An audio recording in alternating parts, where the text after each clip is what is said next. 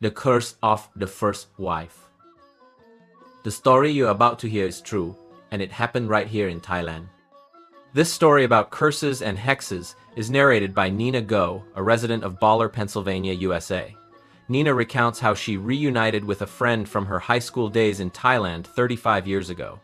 Her friend Ratana explained that after parting ways with her friends, after graduating from high school, she met a man named Suchat.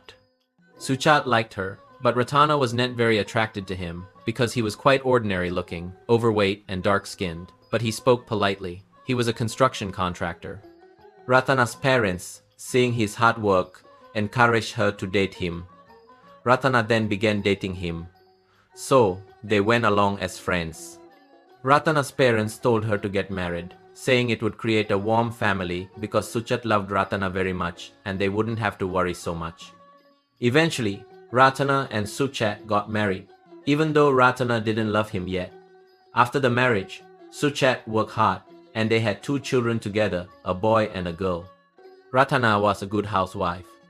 Even though Suchat was a construction contractor, he still made time for farming, gardening, and raising animals for sale, hiring workers to look after them.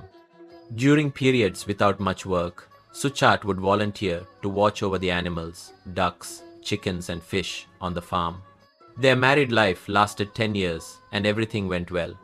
Things were going well, and lately, people, my neighbors in the same village, have been asking me where I like to go. I would reply that I've been busy lately with construction work and also watching over my livestock on the farm. But it seemed like those people were subtly suggesting that if I had some free time, I should visit their village, which is about 50 kilometers away from my house. One person after another said the same thing, so she decided to secretly observe the house. It turned out they were having a housewarming ceremony. She saw her husband sitting with a woman. They looked like a married couple. Villagers had been invited to the housewarming ceremony. There were many tables for the feast, and the place was full. She saw her husband looked radiant, very happy with this house and this woman. Miss Ratana had been secretly observing them for a long time. She was angry, sad, and resentful all at once. Not only did she not love him to begin with, but the anger, resentment, and sadness combined in her. She walked to the table where her husband and the woman were sitting. The woman, later identified as Saijai Sam-e, saw her. He was very surprised. The woman just sat there silently. She immediately started scolding her husband, saying that he had been lying to her and her children. The people who had come to make merit, as well as Saijai's parents, relatives, and siblings, all turned their attention to the situation. Her husband told her that they would talk later at home. She said that she didn't know what she had said to him, and then she asked Saijai, "Don't you know that he has a wife and children?" Saijai replied, "I know, but I wanted him." Upon hearing this, she was both angry and heartbroken. She started yelling again, and by the time she got home, everyone in the village knew about it. She and her husband returned home together. All the way in the car, her husband, when asked what she should do to get him to forgive her, she blurted out, "Go die! Hurry up and die!" He then blurted out, okay, and said he would die as quickly as possible. The two lived together estranged, not speaking to each other, each living separately. Ratana believed that her husband and Saijai were still in contact and living together as before. The house they lived in together in that village was built by her husband. One day, her husband asked her again how he could atone for his sins. Ratana answered the same way, "Go die." Her husband then drove away from the house around 9 p.m.